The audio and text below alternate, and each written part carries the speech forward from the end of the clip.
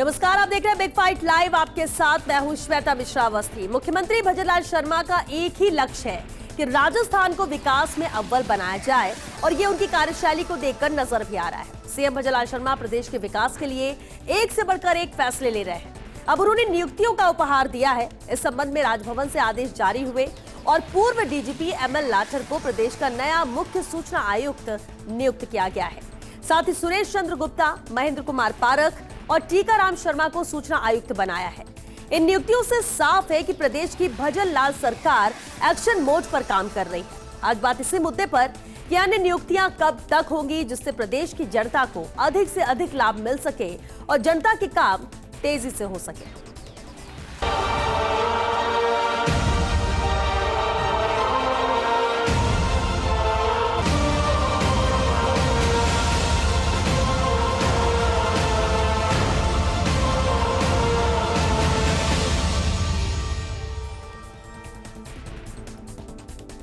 और चलिए इस खास मुद्दे पर चर्चा के लिए खास मेहमान हमारे साथ जुड़ चुके हैं। सबसे पहले उनसे रूबरू करा देते हैं आपको। हमारे साथ हैं बीजेपी प्रवक्ता आशीष चतुर्वेदी जी। आशीष जी, आपका बहुत स्वागत है। हमारे साथ किशोर शर्मा जी चर्चा में शामिल हुए, कांग्रेस प्रवक्ता है। बहुत स्वागत है किशोर जी आपका।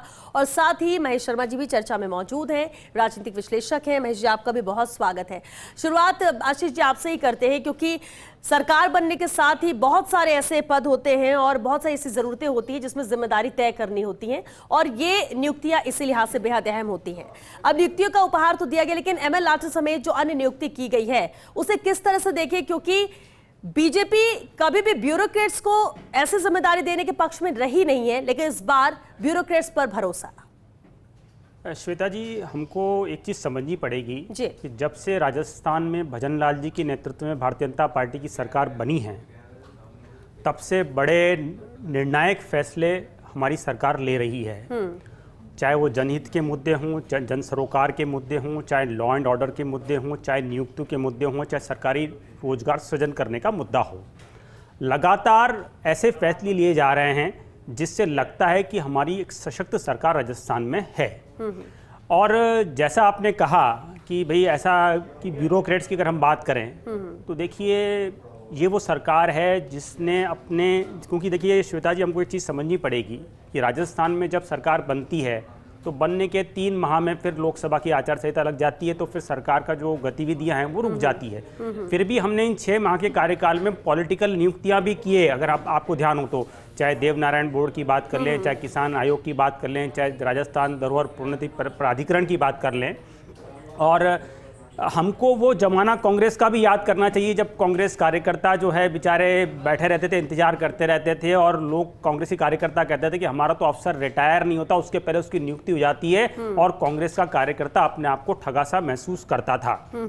जहां तक इस पद की बात है, देखिए मुख्य सूचना आयुक्त की श्वेता जी, कई चीज़ें परंपराओं से चलती है और ये वो पद है जिसमें लगभग जो है, जो जैसे अगर हम NHRC की बात करें, ये स्टेट ह्यूमन राइट कमीशन की बात करें या सूचना आयुक्त की बात करें, तो लगभग इसमें मेरिट के आधार पर निर्णय होते हैं और सरकार बहुत अच्छे तरीके से यहाँ पे निर्णय ले रही है। ठीक है किशोर शर्मा जी, क्योंकि मुख्य सूचना आयुक्त हो, सूचना आयुक्त हो, ये बेहद अहम जिम्मेदारी भी होती है पद पे, तो और सबकी नजर होती है। ऐसा नहीं कि सरकार, सत्ता पक्ष है, विपक्ष की भी नजर होती है। कांग्रेस इन नियुक्तियों को कैसे देखता है? देखिए, एक बात समझ लेना चाहिए, जो नियुक्तियां आज इन्होंने की है, अभी कहा इन्होंने कि हमारे 6 महीने हमने बहुत सारी नियुक्ति किए। मैं याद दिला दूं नियुक्तियों के, वो लोकसभा चुनाव के अधिसूचना से पहले की नियुक्तियां थी और ये विधान जो अभी उपचुनाव जो होने वाले हैं उससे पहले की नियुक्तियां हैं। ये एक तरफ तो इनके मंत्री पद छोड़ के जा रहे हैं, सरकार छोड़ के जा रहे हैं, दूसरा इस डर से कि कहीं वोट बैंक खिसक ना जाए, इसलिए उस सामाजिक सरोकार को बचाए रखने के लिए, उस बैलेंस करने के लिए इस तरह की नियुक्तियां की जा रही हैं। मैं आपको एक बात कहना चाहता हूँ, ये सूचना आयुक्त की जो नियुक्तियां की गई हैं हमेशा एक परंपरा का निर्वाह किया गया है, लेकिन इस नियुक्तियों में किसी परंपरा का निर्वाह नहीं किया गया। ये राजस्थान में आंदोलन हुआ, इस सूचना के अधिकार को लागू किया गया अशोक गहलोत जी की सरकार में, और पूरे तरीके से इस पूरे बोर्ड में एक जो शामिल किया जाता था आरटीआई एक्टिविस्ट या पत्रकार की नियुक्ति होती थी, लेकिन इसमें शामिल नहीं किया गया।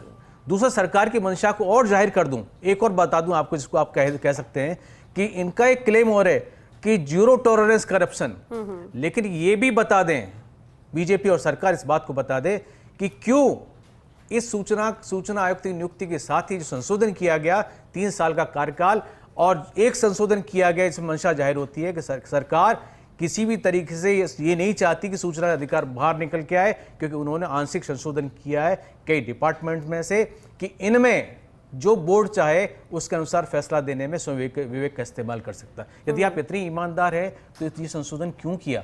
भ्रष्टाचार की बात आप करते हैं, क्या यही तो डिपार्टमेंट है जहां लोग एप्लीकेशन लगाते हैं, उनको सूचना मिल जाती है कहाँ कितना करप्शन हुआ है, जहां आप ये इसी में ही एक छलनी लगा देते हैं कि नहीं इसमें उनके विवेक का इस्तेमाल होगा, यहाँ सूचना नहीं आनी चाहिए। और मंशा तो केंद्र सरकार की पहले से जाहिर हो चुकी है, जहां वो चाहते हैं वहां से हाँ आती है, जहां वो चाहते हैं वहां से ना आती है। तो ये जो नियुक्तियां हुई है मंशा जाहिर हो गई है कि ये नहीं चाहते किसी भी तरीके से कि जिन विभागों में भ्रष्टाचार हो रहा है वहां की सूचना बाहर निकल के आए, इसलिए लेकिन किशोर जी आपको ऐसा क्यों लगता है? क्योंकि भ्रष्टाचार कहीं हो ही ना, जीरो टॉलरेंस की नीति को लेकर ये काम कर रहे हैं और ये दावे भी सरकार के हैं, और बख्शा किसी को नहीं जाएगा जो भी संलिप्त पाया गया, तो ये बातें बार बार कही जाती हैं। फिर ऐसे में ये तो बेहद महत्वपूर्ण जिम्मेदारी हो जाती है, बेहद महत्वपूर्ण पद है जिसके लिए आज नियुक्ति की गई है।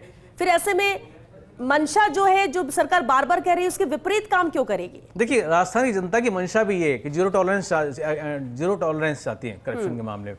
यही तो हम भी चाहते हैं, कौन नहीं चाहता, कौन परेशान रहना चाहता है भ्रष्टाचार में, कौन पसंद करता है। लेकिन जिस तरीके से आंशिक संशोधन किया गया, क्यों किया गया कि उन विभागों में जो फैसला होगा उसे स्वयं विवेक के आधार पर वो सूचना आयुक्त देगा। इसको बहुत क्लियर कर देना चाहिए। अभी तक जो बनते आए उसमें हर फैसले को पूरा ट्रांसपेरेंसी थी। 2-3 प्रश्न भी किशोर जी ने खड़े किए हैं।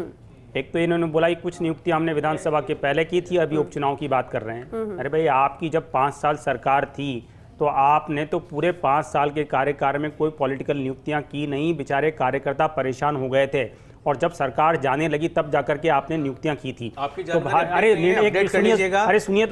सुनिए किशोर जी, मुझे सब पता है, मुझे सारी जानकारियां पता है। जहां तक भ्रष्टाचार की आप बात कर रहे हैं, हमारी सरकार कह रही ना जीरो टॉलरेंस ऑन करप्शन है।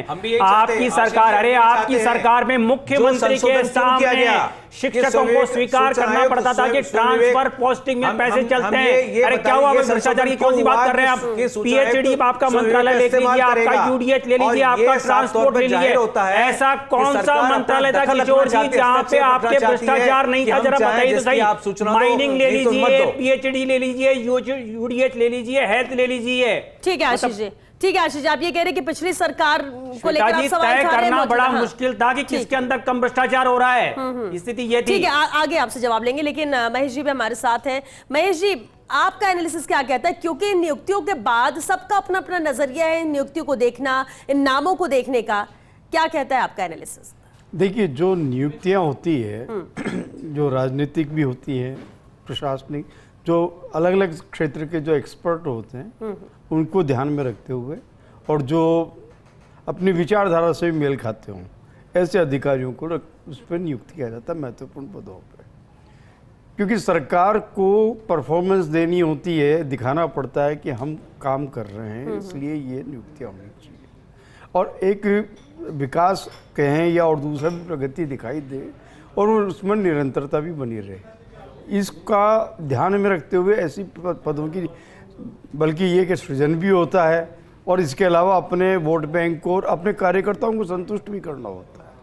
तो ये पोस्ट है कि जिन लोगों ने, किसी अफसरों ने, मान लीजिए किसी भी समर्थक लोगों की विचारधाराओं से मिलता जुलता या उनको कभी मदद मिली हो, तो ऐसे लोगों को या जान पहचान के हों, अच्छे रिलेशंस हों, इन चीज़ों को ध्यान में रखते हुए उनका तय किया जाता है और उसके हिसाब से नियुक्तियाँ होती है। फिर अपने पार्टी के भीतर जो कार्यकर्ता हैं उनको संतुष्ट करने के लिए भी किया जाता है। लेकिन ये जरूर देखा जाता है उनका वो एक्सपर्टी है या नहीं है, इसका भी एक विवेचन करना चाहिए। फिर सभी जातियों को भी बैलेंस करना पड़ता है, क्योंकि आज की तारीख में ऐसा कोई प्रदेश नहीं है, क्षेत्र नहीं है या और कोई नहीं है जहाँ राजनीति जाति पर आधारित ना हो, और इनको सबको संतुष्ट करना पड़ता है। तो ये आज मैसेज भी ये देना पड़ता है और काम को गति भी देनी पड़ती है। सरकार के सामने कई चुनौतियाँ होती है, अगर वो जो सही प्रभावशाली तरीके से जो काम करते हैं, अगर जनता तक उसका लाभ पहुँचे उसके लिए इस गति को बढ़ाने के लिए वो इस तरह के फैसले लेते हैं। इसमें निश्चित रूप से है कि राजनीतिक हिसाब से लोग बाग जो आपस में जो है राजनीतिक दल है विचारधाराओं के आरोप में बटे होते हैं और वो आपस में एक दूसरे पे आरोप प्रत्यारोप संदेह वगैरह सब एक राजनीतिक प्रक्रिया है। समाज में हर तरह का काम होता है, हर तरह की मतलब क्या कहते हैं परिस्थितियाँ बनती है और उसे टैकल कैसे किया जा सकता है ये चीज़ें भी है। कभी कभी संवेदनशील, अब जैसे सूचना का ये जो आयुक्त जो बनाया है उसमें ऐसा व्यक्ति मतलब पत्रकार, जैसे किशोर जी ने कहा पत्रकार को होना चाहिए क्योंकि उसका सूचना से जुड़ा हुआ है। ये बिल्कुल उनका सुझाव सही है। लेकिन ये नियम में क्या है या फिर ये ऑप्शनल होता है कि आप ले सकते हैं? ले सकते हैं, ऐसी बात नहीं। पूर्व में जितने अभी तक चुनाव में जो रहे हैं आयुक्त उनमें से अधिकांश में नारायण बारेठ हों या आपके आशुतोष शर्मा हों, ये रहे हैं, लगातार निरंतर बनते रहते हैं। तो ये कोई रिजर्व नहीं होती है। अगर आपके पास ऐसा क्वालिफाइड आदमी और समझदार उस विषय को जानने वाला, आज की तारीख में आईटी सेक्टर, या आप ये देखिए कि सब दल जो मॉडर्न जो संचार के साधन है या सूचना के जो भी साधन है उनका इस्तेमाल बड़ी तेजी से कर रहे हैं, इलेक्ट्रॉनिक हो या और किसी जो भी है। तो ऐसी सूरत में वो अपनी प्रायोरिटी है उनकी चॉइस नियुक्ति कर। अब जैसे मंत्रिमंडल में शामिल किसको किया जाए ये चॉइस है खुद मुख्यमंत्री की। ऐसे सरकार का जो भी सलाहकार मंडल है उसकी चॉइस है कि वो किसको नियुक्त करे किसको नहीं रहे। अब रहा जो नियम वगैरह में संशोधन होता है, हर सरकार अपने अपनी समय में अपने अपने तरीके से मतलब संशोधन कर लेती है। ये उसके पास एक अधिकार होता है। तो और वो चाहे वो विधानसभा के माध्यम के पटल के माध्यम से लेके आए या स्वयं मतलब क्या होता है एक मंत्रिमंडलीय फैसला लेकर के भी कर सकते हैं। तो इस बार जो पूर्व अफसरों को मौका दिया गया है उसकी वजह क्या, उनकी कार्यशैली है, हम एमएल लैटर की बात करें या दूसरे, क्योंकि चयन करना भी बहुत है कि आपके पास तो बहुत सारे ऑप्शन होते हैं, लेकिन इस पद के लिए कौन सही व्यक्ति होगा, सही जिम्मेदार व्यक्ति होगा जो जिम्मेदारी निभा सके, ये बेहद अहम होता है और इसलिए इंतजार होता है कि आखिर किसे जिम्मेदारी दी जाती है।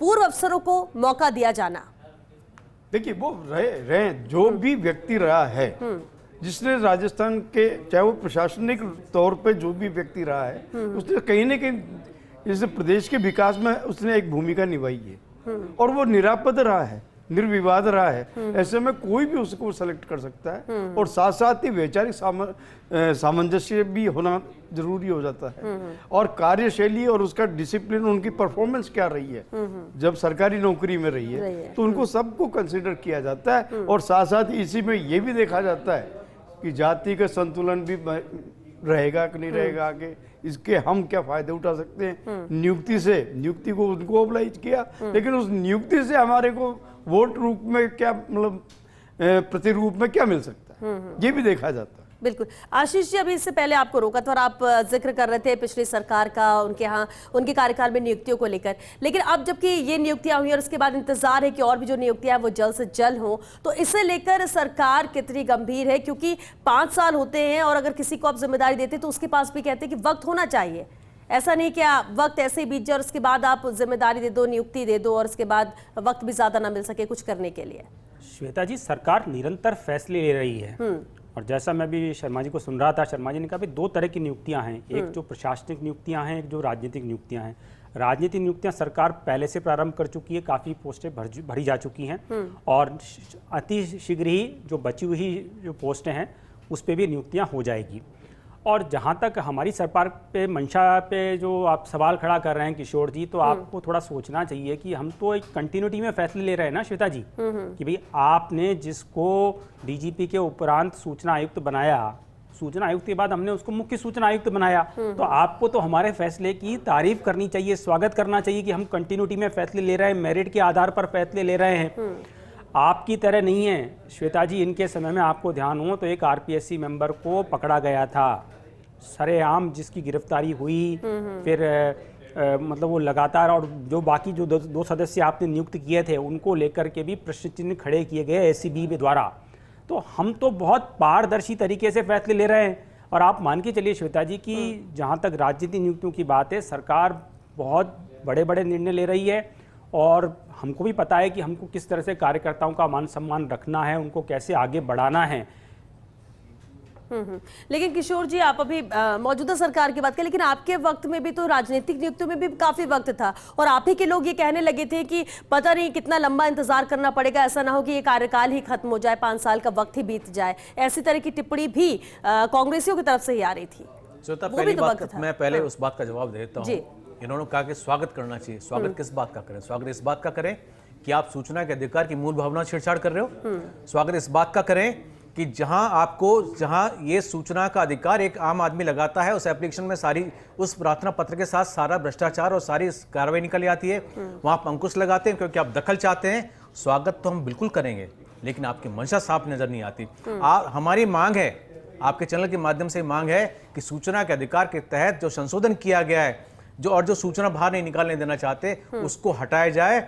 हम खुले दिल से स्वागत करेंगे। क्यों जरूरत क्यों पड़ी संशोधन की? बार बार किशोर जी इसी का जिक्र कर रहे हैं और इसी को लेकर उनका ऑब्जेक्शन।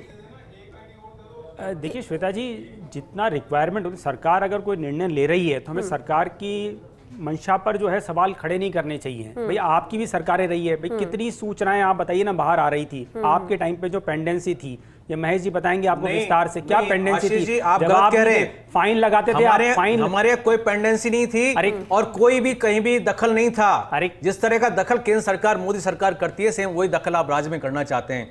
हम बहुत तहे दिल से स्वागत करेंगे। खुल के कहिए, हटा दीजिए संशोधन को। जो ऑब्जेक्शन आप लगा रहे हैं कि हम सूचना का अधिकार इन डिपार्टमेंटों में नहीं देंगे, क्यों नहीं देना चाहते आप? आप एक तरफ बात करते हैं जीरो टॉलरेंस करप्शन और आप सूचना का अधिकार देना नहीं चाहते।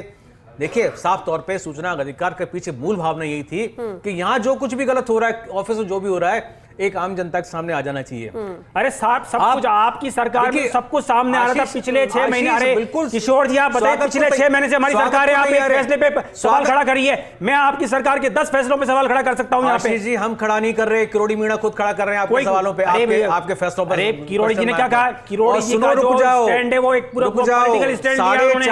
उन्होंने कमिटमेंट किया था। किरोड़ी मीणा रिटायर कर दिए गए। अरे वो कमिटमेंट किया था उन्होंने, रिजाइन कर दिया, बात नहीं मान रहे। 4.5 साल हम यहाँ पे अभी किरोड़ी जी वो सड़कों पे होंगे और आपके खिलाफ होंगे। आपकी सरकार में ऐसा मंत्रालय बताइए जहां भ्रष्टाचार नहीं था, बताइए ना। हमारे नेता नहीं, आपके बताइए नेता कौन से मंत्रालय है। भ्रष्टाचार नहीं था? आपके नेता नहीं, हमारे नेता नहीं, आपके नेता हैं। आप किरोड़ी लाल मीणा का जिक्र कर रहे हैं। उन्होंने खुद कहा था कि अगर नहीं जीत पाए, जिताकर नहीं दिए तो मैं इस्तीफा दूंगा। और उन्होंने यही कहा कि मैंने जो कहा था, मैं अपनी बात पॉलिटिकल स्टैंड है। मतलब मुझे समझ में नहीं आ रही है, मुझे किरोड़ी जी के जिस स्टैंड की रिलेवेंस आज की डिबेट में समझ में ही नहीं आ रही है। उसको एक डिपार्टमेंट दिया जाता है और जिसके 2 हिस्से कर दिए जाते हैं। बड़ा अफसोस और हास्यास्पद बात है एक ही व्यक्ति 2 आदमी रिपोर्ट, 2 मंत्री रिपोर्ट करता है, एक मदन दिलावर को, एक किरोड़ी मीणा। ये ऐसी फजीयत क्यों उस आदमी की? तो ये तो इस तरीके से तो आना ही था। अलग डिपार्टमेंट ऑलरेडी आदमी की जो आरएसएस में था, जो बीजेपी में था, उसकी फजीयत की गई। किया जा रहा है, क्या वाकई में वो जरूरी है या फिर उससे पारदर्शिता नहीं आएगी? क्योंकि ये तो ट्रांसपेरेंसी के लिए ही है ये विभाग। देखिए, वही मैं कह रहा हूँ, सूचना का अधिकार मिलना चाहिए, इसमें सबका राइट है।